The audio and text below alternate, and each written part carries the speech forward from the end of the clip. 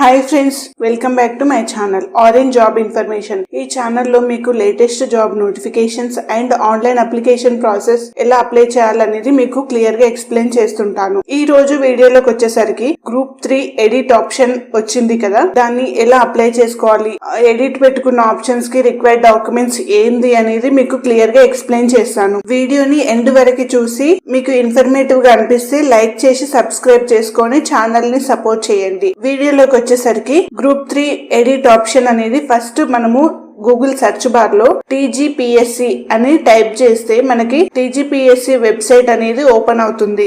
Website link వచ్చేసరికి ఇలా ఉంటుంది, TSPSC అని ఇలా ఉంటుంది.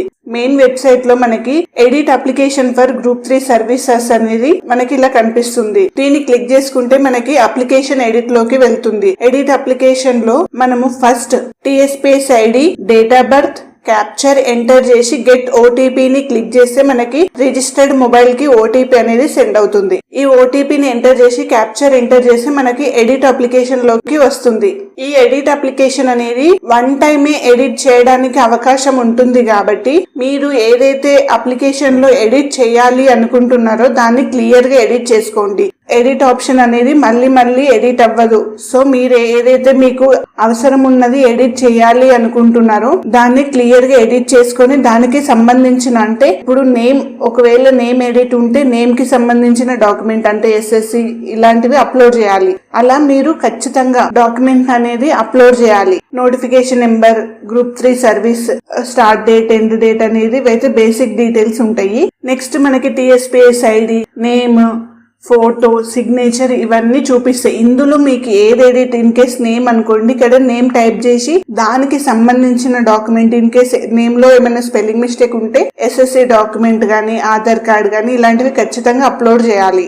ఇన్ కేస్ జెండర్ ఉంటే జెండర్ కి సంబంధించిన డాక్యుమెంట్, ఆధార్ కార్డ్ గానీ ఏ డాక్యుమెంట్ అయినా సరే మీరు మీ ఏదైతే కరెక్షన్ చేసుకుంటారో ఆ డాక్యుమెంట్ అనేది ఖచ్చితంగా అప్లోడ్ చేయాలి. Father name, mother name, date of birth, gender, place of birth, email ID, caste ఇలాంటివి ఏం ఎడిట్ ఉన్నా దానికి సంబంధించిన డాక్యుమెంట్ అనేది ఖచ్చితంగా అప్లోడ్ చేయండి. నెక్స్ట్ ఒకవేళ మీకు 1 to 7th క్లాస్ వరకు ఇయర్ ఆఫ్ పాసింగ్ గానీ, టైప్ ఆఫ్ స్టడీ గానీ, డిస్ట్రిక్ట్ గానీ, మండల్ గానీ, విలేజ్ గానీ, స్కూల్ నేమ్ గానీ ఏదైనా ఎడిట్ ఉంటే దాన్ని ఎడిట్ చేసి దానికి రిలేటెడ్ డాక్యుమెంట్ అంటే బోనఫైడ్ అది ఖచ్చితంగా అప్లోడ్ చేయాలి.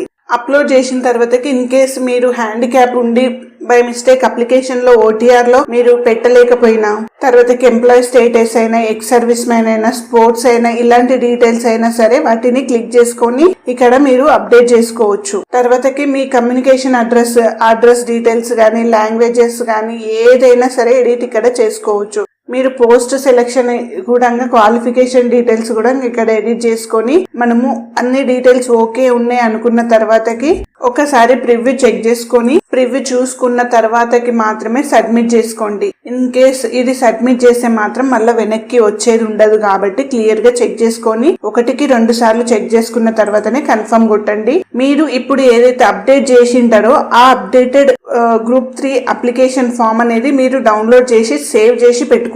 మీకు ఫర్దర్ గా ఈ అప్లికేషన్ ఫామ్ అనేది యూజ్ అవుతుంది. ఈ వీడియో మీకు ఇన్ఫర్మేటివ్ గా అనిపిస్తే అవసరం ఉన్న వాళ్ళకి షేర్ చేయండి. ఇన్ కేస్ ఏమైనా డౌట్స్ ఉంటే కామెంట్ చేయండి.